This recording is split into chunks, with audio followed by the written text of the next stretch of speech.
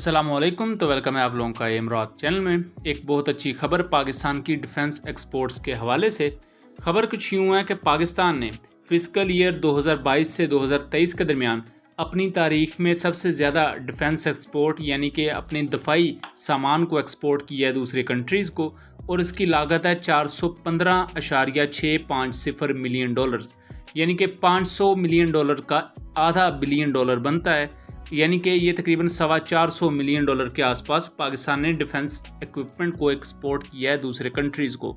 इसमें बहुत से दूसरे सिस्टम्स हैं। मैं यहाँ वाजे करता चलूँ कि इसमें फ्लैगशिप आपका जो प्रोजेक्ट है वो GF-17 है। उसके अलावा पाकिस्तान ऑर्डिनेंस फैक्ट्री है, गिड्स है जिसके अलबत्तार बॉम्ब्स को नाइजीरिया ने ख़रीदा, और इस तरह की बहुत सी पाकिस्तान की प्राइवेट कंपनीज भी इसमें शामिल है। पाकिस्तान को अब सन 2000 से लेकर 2015 तक 2016-17 तक देख लें, या उससे पहले पाकिस्तान डिफेंस इंपोर्टर ही रहा है। मतलब पाकिस्तान अपनी दफाई ज़रूरियात को जब डिफेंस का मामला आता था तो पाकिस्तान दूसरे कंट्रीज से इक्विपमेंट लेता था।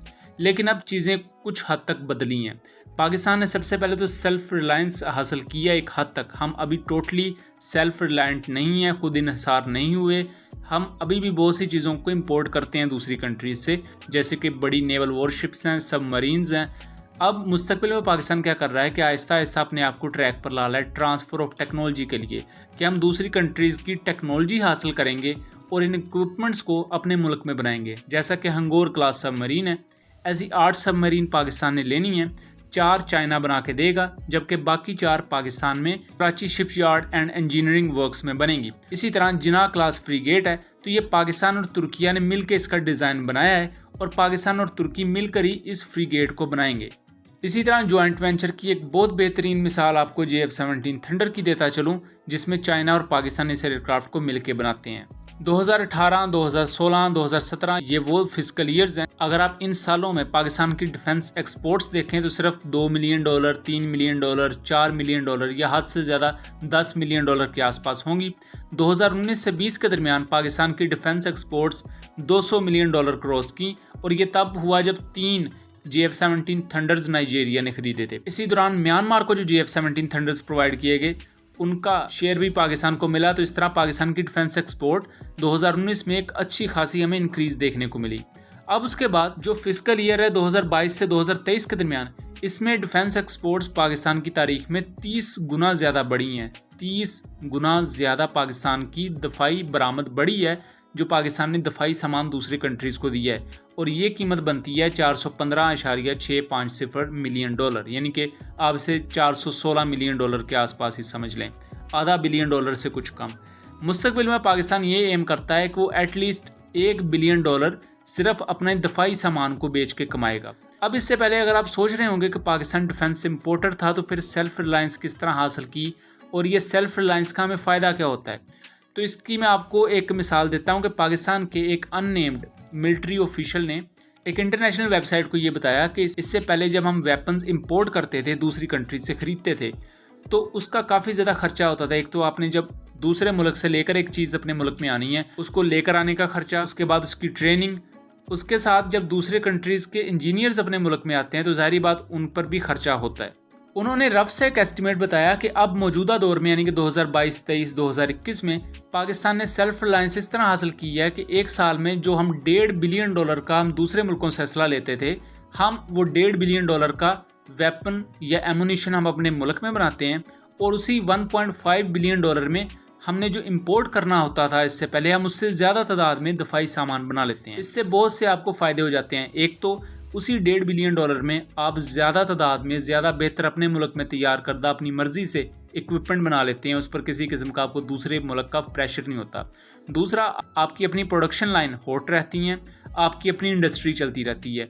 तीसरा, दूसरी कंट्रीज़ को पता लगता है कि ये मुल्क यानी कि पाकिस्तान अब डिफेंस इक्विपमेंट को मैन्युफैक्चर कर रहा है, सो दूसरी कंट्रीज़ भी आहिस्ता आहिस्ता आपकी तरफ अट्रैक्ट होती हैं, और इसका क्रेडिट अमेरिका को जाता है। अगर अमेरिका कभी भी पाकिस्तान पर पाबंदियां ना लगाता तो शायद आज भी हम F-16 यूज़ करते होते और ना ही GF-17 का कोई नाम होता, और ना ही पाकिस्तान कभी इस तरफ आता। पाकिस्तान को अगर ठोकर लगी तो पाकिस्तान ने उसे सीखते हुए अपनी चीज़ों को सेल्फ रिलायंस की तरफ लेके गया, जैसा कि हमने JF-17 बनाया और अब तो पाकिस्तान डिफेंस इक्विपमेंट में अच्छी खासी प्रोग्रेस करके आया है। और ये जो डिफेंस इक्विपमेंट का बिजनेस है ये कोई छोटा मोटा बिजनेस नहीं है। अगर आप अमेरिका को वर्ल्ड वॉर 2 के बाद देखें तो उनकी पूरी की पूरी इकोनॉमी इन वेपन्स पर बेस है। और दूसरा, जब आप वेपन अपने किसी दूसरी कंट्रीज को बेचते हैं, जैसा कि पाकिस्तान और चाइना ने JF-17 बेचे नाइजीरिया को, तो उस तरह होता क्या है, नाइजीरिया का जो दिफा है, नाइजीरिया का डिफेंस है, वो पाकिस्तान और चाइना के साथ डायरेक्टली या इनडायरेक्टली मर्ज हो जाता है, मिल जाता है। इस तरह जो कंट्रीज होती हैं वो आपस में इंटरेक्ट ज़्यादा करती हैं। एक वैसे भी हारमोनी की फिजा कायम होती है कि इस कंट्री से अगर हम ये आर्म्स एक्सपोर्ट कर रहे हैं, अपने दिफा से मुतल्लिका सामान ले रहे हैं, तो फिर आहिस्ता आहिस्ता बाकी बायलैटरल रिलेशंस के मामलात भी अपने आप उसकी राहें खुल जाती हैं। दूसरा यहाँ बहुत आम चीज़ कि जो डिफेंस एक्सपोर्ट हुई है इसकी details state bank of Pakistan ने, यानी कि ये तमाम पैसा स्टेट बैंक ऑफ पाकिस्तान को गया है। अब हम ज़रा बात कर लेते हैं फ्यूचर क्या है पाकिस्तान की डिफेंस एक्सपोर्ट्स। हम जानते हैं कि पाकिस्तान ये एम करता है कि वो $1 बिलियन कम से कम अचीव करना चाहता है अपनी डिफेंस एक्सपोर्ट्स में। यहाँ पाकिस्तान के मुस्तकबिल को देखा जाए तो पाकिस्तान ने, जैसा कि माजी में आज़रबाईजान को रॉकेट सिस्टम्स प्रोवाइड किए, गज़ब रॉकेट सिस्टम, और इन गज़ब रॉकेट सिस्टम्स ने बहुत अच्छा परफॉर्म भी किया नगोर्नो काराबाख वॉर में। अब आज़रबाईजान की रिपोर्टेडली इस वक्त नज़र है पाकिस्तान के फतेह रॉकेट सिस्टम पर, जो कि 150 किलोमीटर की रेंज के साथ आता है, और इसका जो सेकंड वर्जन है वो 250 किलोमीटर की रेंज का है, यानी कि बर्रे-सगीर में सबसे लॉन्गेस्ट रेंज वाला जो रॉकेट है वो पाकिस्तान के पास मौजूद है। ये मल्टीपल लॉन्च रॉकेट सिस्टम्स काफ़ी ज़्यादा अहमियत के हामिल होते हैं, खासतौर पर एयर डिफेंस सिस्टम्स का इनको रोक पाना काफ़ी मुश्किल होता है और ये काफ़ी ज़्यादा कम खर्च भी होते हैं। इसी तरह एंटी शिप डोमेन में पाकिस्तान हरबा नेक्स्ट जनरेशन, जिसे हरबा NG कहा जाता है, उसको लेकर आ रहा है। ये 290 किलोमीटर की रेंज के साथ आएगा। इसका जो एक्सपोर्ट वर्जन है, जो वर्जन पाकिस्तान यूज़ करता है, वो 700 से 900 किलोमीटर की रेंज देता है। एक्सपोर्ट वर्जन कम रेंज का इस वजह से है क्योंकि MTCR एक ट्रीटी है, उसके तहत आप 300 किलोमीटर से ज़्यादा रेंज वाला मिसाइल नहीं बेच सकते, वरना आप पर सैंक्शंस लग जाएंगी। इसी तरह Pakistan air launch cruise missile लेकर आया है, जिसे तैमूर कहते हैं। यह रात क्रूज मिसाइल का वर्जन है। रात क्रूज मिसाइल जो पाकिस्तान यूज़ करता है उसकी रेंज 600 से 800 किलोमीटर के दरमियान है, जबकि ये तैमूर ALCM या तैमूर मिसाइल ये 290 किलोमीटर की रेंज के साथ आता है। रिसेंटली पाकिस्तान ने GPS guided, laser guided artillery shells बनाए हैं जो कि मुख्तलिफ कंट्रीज़ खरीदती हैं, और पाकिस्तान ऑर्डिनेंस फैक्ट्रीज से 40 से ज़्यादा कंट्रीज़ वेपन्स लेती हैं, खासतौर पर एमुनिशन और आर्टिलरी शेल्स वगैरह, और उसमें यूरोपियन कंट्रीज़ भी मौजूद हैं। इसी तरह JF-17 थंडर में बहुत सी कंट्रीज इंटरेस्टेड हैं। अर्जेंटीना है, आज़रबाईजान है, नाइजीरिया मजीद ऑर्डर्स देने के लिए काफ़ी ज़्यादा गौर खोज कर रहा है, और उसके अलावा एक और अफ्रीकन कंट्री है। मुस्तकबिल में वक्त सही आएगा तो इस बारे में बात कर लेंगे। और इराक भी, इराक के साथ डील ऑलमोस्ट डन है, और जब ये डील साइन होगी तब सभी सुकून से बैठ जाएंगे जो इस वक्त बड़े बातें कर रहे हैं। यहाँ कुछ हमें नेगेटिव पॉइंट्स पर भी बात करनी चाहिए, क्योंकि ऐसा तो हो नहीं सकता कि तारीफ करके हम छोड़ दें। नेगेटिव पॉइंट्स ये है कि पाकिस्तानी डिफेंस इंडस्ट्रीज़ की PR इंतहाई दर्जे की पुअर है। ये बात कुछ लोगों को शायद बुरी लगी, लेकिन ये सच है बात। वो इस वजह से कि आप दुबई एयर शो 2021 देखें तो उसमें JF-17 ब्लॉक 3 की स्पेसिफिकेशन गलत कोट की हुई थी। उसके बाद ये IDEF 2023, इसमें जो पाकिस्तान का एयर टू एयर मिसाइल है, BVR मिसाइल पाकिस्तान ने बनाना है, उसको एयर टू ग्राउंड मिसाइल लिखा हुआ था। जब इस चीज़ को हाईलाइट किया गया तो फिर उसे सही कर दिया गया एक दिन के बाद।